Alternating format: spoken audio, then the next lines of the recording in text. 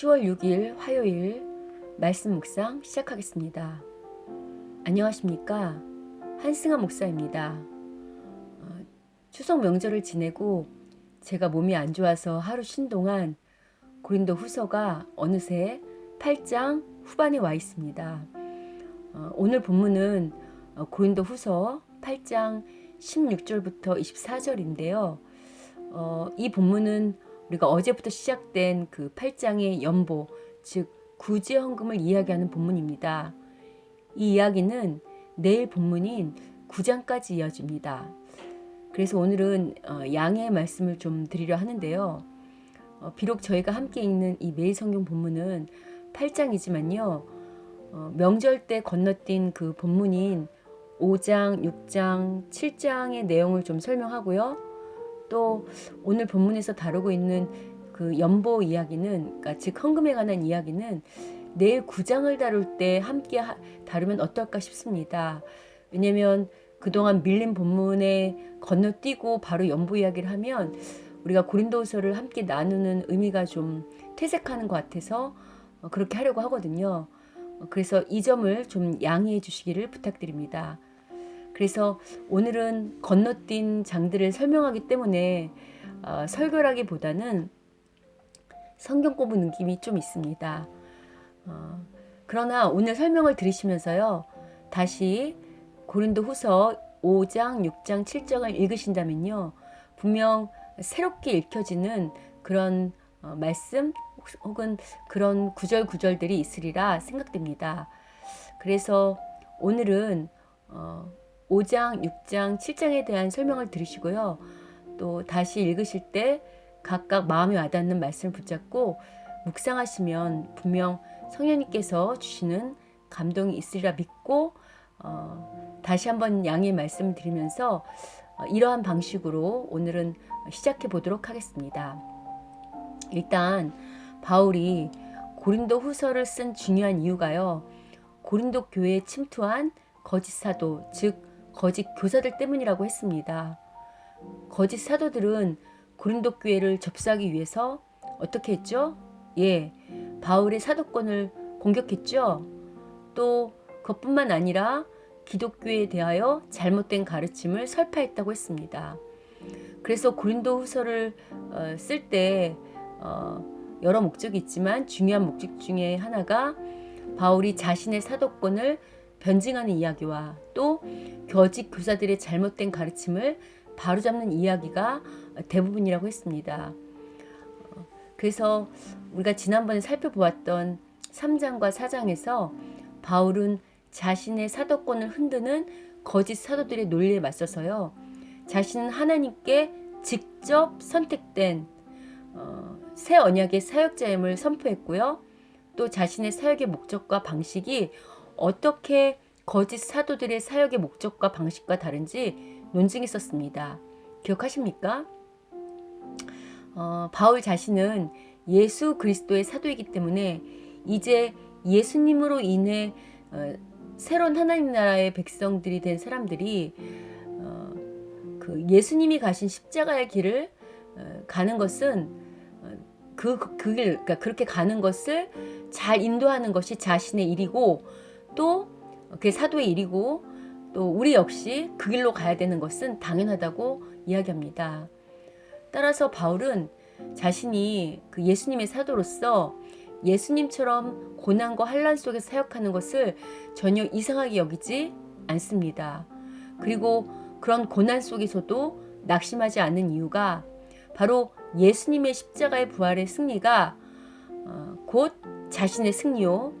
또 예수를 믿고 예수님이 가신 그 십자가의 길을 가는 모든 주님의 백성들의 승리이기 때문이라고 말합니다. 그래서 우리가 살펴보지 못했던 5장에서요.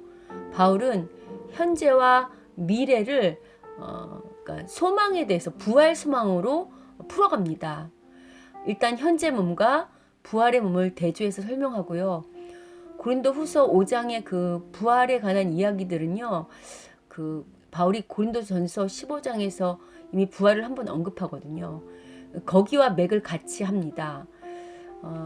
5장을 우리가 다 설명할 수 없지만 5장에서 인상 깊었던 이야기는요.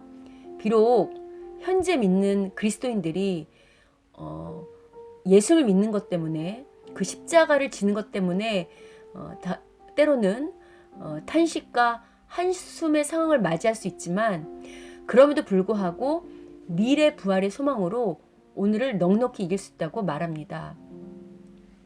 바울이 미래의 소망의 근거를 대는 건 당연히 하나님 때문입니다. 우리가 믿는 하나님께서 당신이 약속하신 대로 약속된 메시아인 예수님을 통해서 새로운 창조의 시대를 여셨죠. 그리고 마치 흙으로 사람을 빚으시고 생기를 불어넣으셨던 것처럼요. 예수님으로 인해 이제 예수를 믿는 사람들은 새로운 피조물이 되었잖아요. 사람만 새로운 피조물이 된 게 아니라 예수님이 이 땅에 오심으로 말미암아 모든 만물이 새로운 피조물이 되었죠. 이건 마치 우리가 구약에 처음 하나님께서 창조를 하시는 그 창세기 1장과 2장을 연상케 하는 그 시대를 다시 예수님으로 인해서 여셨다고 그랬잖아요. 그래서 오늘 우리가 사는 이 시대는 새 창조의 시대라고 그랬죠. 그래서 바울이 고린도 후서 5장 17절에서 그 유명한 그런즉 누구든지 그리스도 안에 있으면 새로운 피조물이라 이전 것은 지나갔으니 보라 새 것이 되었다고 선포하는 것입니다. 비록 우리가 아직은 이 타락한 죄가 허용된 이 세상에 살고 있어서 아직은 여러 환난과 고난과 또 죄의 문제에 씨름하고 있지만요. 예수님의 재림의 때가 오면 그 예수님의 부활의 승리가 우리의 것이 될 뿐만 아니라 예수님께서 부활의 몸을 입으신 것처럼요.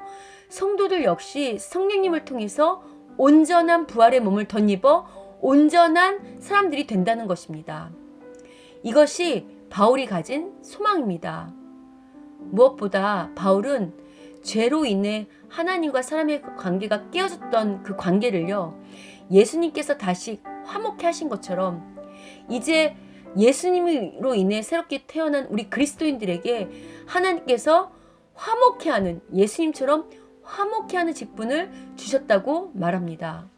즉 믿는 우리들을 하나님과 함께 일하는 화목의 사역자로 부르셨다는 것입니다. 어떠십니까? 저와 여러분은 깨어진 관계를 화목케 하는 사람들인가요? 아니면 관계를 깨는 사람들인가요? 이번 명절 때 어떠셨어요, 여러분? 믿는 우리들 때문에 우리가 속한 사람들, 또 우리가 속했던 가족들이 화목했나요? 여러분, 그리스도인들의 직분이 바로 화목케 하는 직분이라는 거 꼭 기억하시길 바랍니다. 그리고 6장에서 바울은요, 하나님과 함께 일하는 사역자라면 하나님의 은혜를 무시하면 안 된다고 말합니다. 그리고 다시 자신의 사역을 변론하는데요. 자신은 그 하나님의 은혜로 정말 이 사역을 하기 때문에 장사꾼처럼 복음을 이익의 도구로 사용한 적도 없으며 오히려 무벗으로 사역한 것을 강조합니다. 그러면서 자신이 왜 자신의 사역을 이렇게 적극적으로 변호하는지에 대해서도 설명하는데요. 바울이 자신의 사역에 대하여 적극적으로 변호하는 까닭은요. 다름이 아니라 바로 복음 때문입니다. 고린도 교회가 바울을 신뢰해야 바울이 전하는 참된 복음을 더 깊이 받아들일 것 아닙니까? 그래서 바울은 자신이 전하는 복음을 고린도 교회가 더 깊이 받아들이기를 바라는 마음에서 자신의 사역을 변화하는 것이라고 말합니다. 사실 지금 고린도 교회 문제들은요. 바울 때문에 일어난 문제들이 아닙니다. 지금 고린도 교회에 일어난 문제들은요. 바로 고린도 교회가 바울을 신뢰하지 않았기 때문에 일어난 일이잖아요. 이처럼 복음을 전하는 자와 그것을 받아들이는 자의 신뢰관계가 얼마나 중요한지가 고린도 후서를 통해서 다시금 말하고 있습니다. 바울은요. 고린도전서 4장에서요. 고린도 교회 성도들을 복음으로 낳은 자녀라고 부를 만큼 사랑했습니다. 그러나 고린도 교회 성도들은 바울이 사랑하는 만큼 바울에게 마음을 열지 않고 오히려 바울을 오해하고 거짓 소문에 휘둘려서 오히려 바울을 공격하니 바울이 얼마나 마음이 아팠겠습니까? 그래서 바울은 이 6장에서 고린도 교회가 자신을 좀 더 신뢰하며 마음을 좀 더 열어줄 것을 호소하면서요. 다른 한편으로는 믿지 않는 자들과 멍에를 함께 매지 말라고 권면합니다. 이 구절은요, 해석하기가 좀 까다로운 구절인데요. 여기서 믿지 않는 자들을 누구로 볼 건지와 또 멍에를 매는 것을 어떻게 이해할 것인지에 따라서 해석이 달라집니다. 보통 멍에를 매는 것은요, 교제나 함께하는 걸 상징합니다. 그래서 많은 경우에 함께 일한다는 뜻으로 보고 불신자와 동업하지 말라는 식으로 적용합니다. 하지만 이 고린도후서 6장의 문맥을 고려할 때요, 오늘 그 고린도후서 6장 14절에서 믿지 않는 자는요, 불신자라기보다는 거짓 사도들로 보는 것이 좋을 것 같습니다. 따라서 이 6장 14절에서 믿지 않는 자들과 멍에를 함께 매지 말라는 이 말씀은요, 거짓 사도들과의 관계를 끊으라는 해석이 우선될 듯합니다. 불신자와 같은 이 거짓 사도들과의 관계를 끊어야 하는 이유가 6장 14절 이하에 등장하는데요. 의와 불법, 빛과 어둠, 메시아와 벨리알, 믿는 자와 믿지 않는 자, 하나님의 성전과 우상이 함께 공존할 수 없는 것처럼 이 고린도 교회의 참 성도들과 거짓 사도들이 함께할 수 없다는 것입니다. 그리고 이렇게 부정한 것, 불의한 것과 함께하지 않기 위해서는요, 그러기 위해서는 성도들은 하나님 보시기에 더러운 것에 자신들을 거룩하고 깨끗게 하는 그 의무를 다해야 한다고 7장 1절에서 결론적으로 말하고 있습니다. 그리고 이제 7장 2절부터 바울은요, 다시금 그동안에 있었던 고린도 교회와 자신의 관계를 다시 이야기하는데요. 우리가 처음에 바울이 고린도 후서를 쓰게 된 이유가 그 바울의 권면을 받아들이지 않고 바울을 속썩였던 그 고린도 교회가 바울의 그 눈물의 편지를 받고 회개했다는 그 디도의 소식이 기뻐서 답을 한 편지라고 했잖아요. 그래서 7장 2절 이하에서는요, 디도를 통해서 교회의 회개 소식을 듣고 기쁘고 감사했던 그동안의 바울의 그 어떤 심정, 바울의 그런 소회가 등장합니다. 특별히 고린도 방문 이후에 썼던 그 세 번째 편지였던 눈물의 편지에 담겼던 자신의 그 복잡했던 여러 가지 감정들과 다행히 그 편지들로 말미암아 고린도 교회가 회개해서 그 편지의 좋은 결과에 감사하는 이야기들이 7장에 담겨 있습니다. 고린도 교회가 회개했다는 것은요, 그래도 고린도 교회가 거짓 사도들보다 바울을 더 신뢰했다는 증거잖아요. 그래서 이것으로 인해서 바울은 아주 감사하면서 바울 역시 이러한 일들을 겪으면서 고린도 교회와 관계가 더욱 돈독해지고 신뢰하게 되었다고 그 7장 마지막에 고백합니다. 그리고 이제 거짓 사도들의 영향력에서 좀 완전히 벗어나서 바울 자신을 더 신뢰해 줄 것을 권면합니다. 그리고 드디어 8장에서요, 오늘 본문이 속해 있는 연보, 즉 구제헌금 이야기를 꺼냅니다. 여러분 아시죠? 바울의 선교 여행의 중요 목적 중 하나가 바로 기근에 시달렸던 예루살렘 교회를 위한 구제헌금을 걷는 일이라고 했었잖아요. 그런데 잘 생각해 보시면요, 지금 바울과 고린도 교회 관계는 아주 많이 불안했습니다. 그리고 실제로 고린도 교회가 바울을 받아들인 것은 지금 얼마 되지 않은 상황이잖아요. 그런데도 참 여기서 바울이 얼마나 담대한 사역자임을 알 수 있는데요. 바울은 지금 당차게 헌금 이야기를 합니다. 여러분, 바울이 이처럼 담대하게 물질 이야기를 할 수 있는 것은요, 웬만한 사역자는 쉽지 않죠. 앞서 말한 것처럼 이제 관계가 회복된 지 얼마 되지 않았는데 어떻게 물질 이야기를 하겠습니까? 그러나 그럼에도 불구하고 바울이 이처럼 당차게 헌금에 대한 이야기를 할 수 있는 것은요, 그 첫째 이유는 그만큼 바울이 고린도 교회 성도들을 신뢰했다는 증거입니다.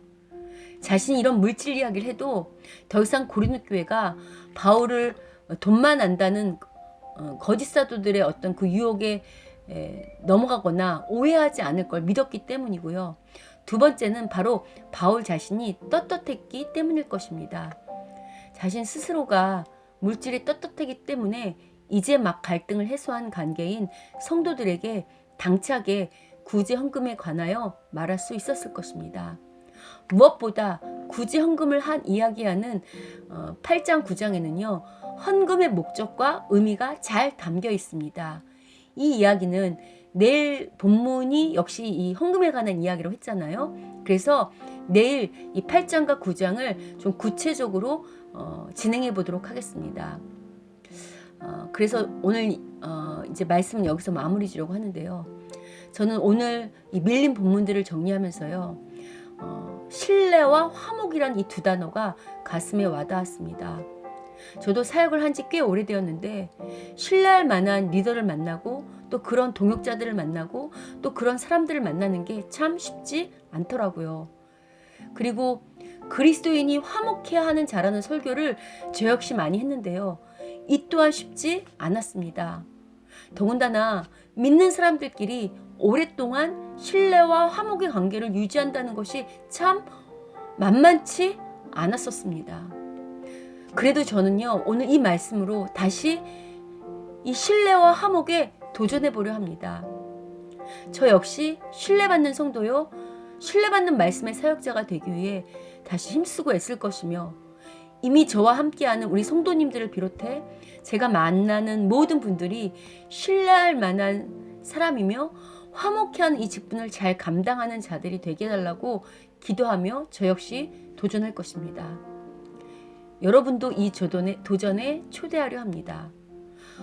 이 말씀을 듣는 우리 모두가요, 신뢰와 화목의 아이콘이 되길 소망하면서 오늘 말씀은 여기서 마무리 지려 합니다.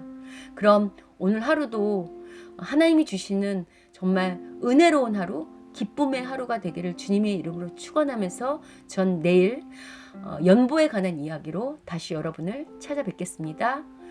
그럼 여러분 오늘 하루 동안도 샬롬 하시기를 그렇게 샬롬으로 마무리하겠습니다. 샬롬.